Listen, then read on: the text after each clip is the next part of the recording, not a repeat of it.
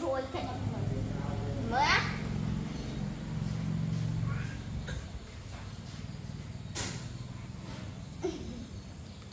mới cần đẩy đi tích cho mày hai đứa tích à chú ê ê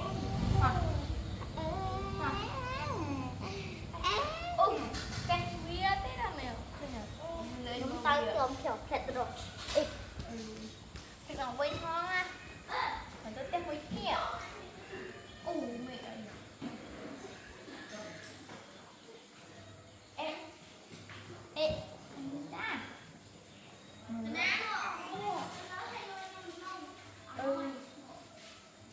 nơi này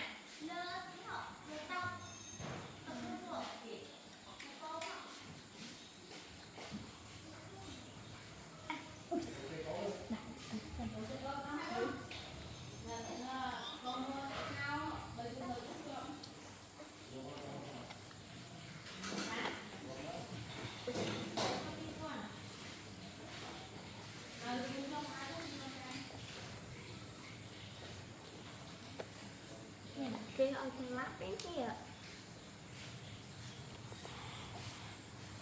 đặt xuống đó